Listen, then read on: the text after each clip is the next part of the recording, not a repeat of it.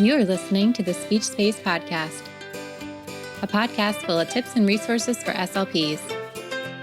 I'm your host, Jessica Cassidy, and this is episode 28.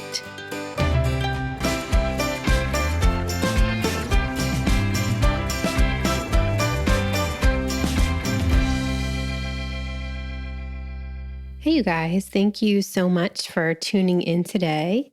Valentine's Day is coming up next week. And, holidays are always a fun time to sneak in some speech and language goals without making it seem like you're doing therapy, which is sometimes nice with some of your students that don't always like to engage in the more structured tasks.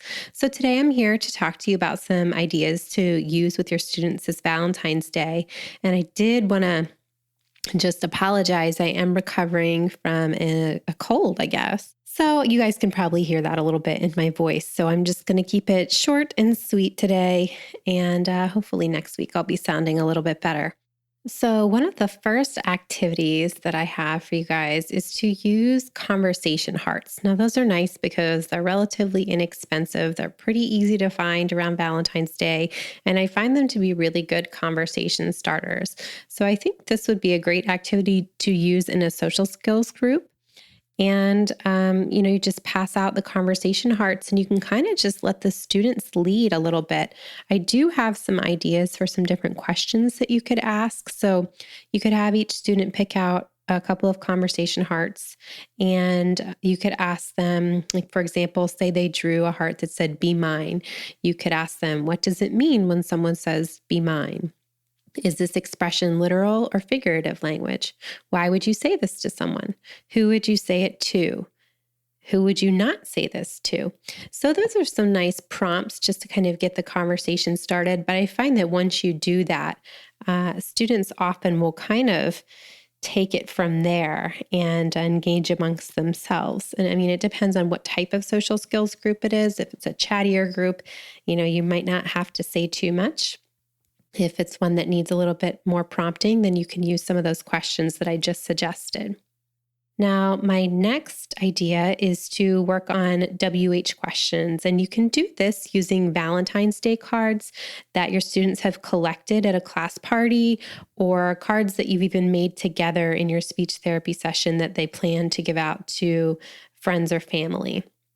So what you can do is have each student choose a card from a pile. Hopefully we have multiple cards. So you could even just use a bunch of blank Valentines if you wanted and just have them kind of make it up, or you could fill them out yourself. So some ideas for questions that you could ask about the Valentines, some WH questions. Who is this card for?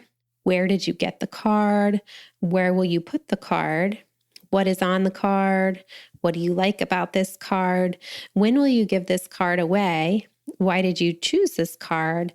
And why are you giving this card to say whoever they're giving it to? So why are you giving this card to Sally? So those are some nice WH questions that you can ask over and over about each different card, because most of them are going to look different and they're going to be for a different recipient. And the repetition can be nice as well. All right, so for the next one, we are going to be working on adjectives. And for this, you need a variety of candy. So things like assorted chocolates, sweet tarts, nerds, really just whatever you can get your hands on. And what you're going to do is have your student choose 3 different pieces of candy. And before they're able to eat the candy, you want to have them describe how each candy is the same or different. So maybe they say they're both chocolate candies, or they're both heart-shaped, or one is round and one is square. So you're having them kind of compare and contrast there.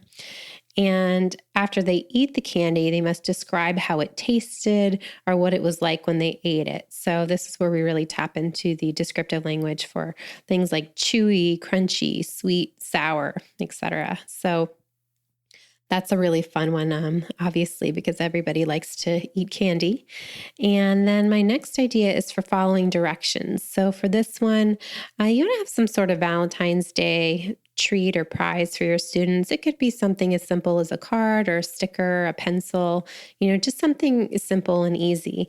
And what you're going to do is you're going to hide these around your room and then give your students directions and clues to find them. So you might say, for example, you might say, walk over to the door and take 3 steps to the left. And you're kind of just going to guide them around the room or wherever it is that you've hidden your object, and just continue to give them directions to help them find their prize that you hid for them. Now, the next and last thing that I have a suggestion for is to work on articulation. And for that, you just need some construction paper and scissors. And what you're going to do is you're just going to cut out a lot of hearts. So you're going to cut out as many as you can cut out. And then when your students come in, you're going to have them either you can write or they can write their articulation words with their target sound on the hearts. And then you're going to have them glue them all together to make a heart wreath. So you can either have them glue them just to the other hearts so they all kind of connect, or you can have them glue them on a plate with a circle inside of it, cut out inside of it. So choice is yours. It's one less thing if you don't do the plate, so they could just as easily glue the hearts together. But as they glue each one on, you can have them practice their target sound. And the great thing about this is that they can also take it home for even more practice. So do you have any special activities that you'd like to do with your students? I would love to hear about them if you do. My email is jessica@thespeechspace.com. And I also wanted to let you know that if you're looking for some more cute ideas, I have a Pinterest board called Crafts and Snacks, where I recently just pinned a bunch of stuff for Valentine's Day. So lots of little crafts and activities on there. So if you just go on Pinterest and you search the speech space, you should be able to easily find me, and then just click my boards, and it's called Crafts and Snacks. And if you're looking for some more ideas for Valentine's Day activities, I've got some in my TPT store, one of which is a free Valentine's Day idiom cards activity. So you can get that by going to bit.ly/VDay idiom freebie. Or you could also just go to Teachers Pay Teachers and search the speech space, and in my store, click on freebies. But it's a lot easier if you just want to put in bit.ly/VDay idiom freebie. All right, you guys, I hope that you enjoyed listening today and that you weren't super annoyed by my sickly voice and that you found these ideas to be helpful. I'd love to hear about it. If you use any of them, feel free to get in touch. And also, if you found this episode to be helpful, please take a second to give a 5-star review on iTunes just to help your fellow SLPs find this show. Okay, that's it for me for today, and have a great rest of the week.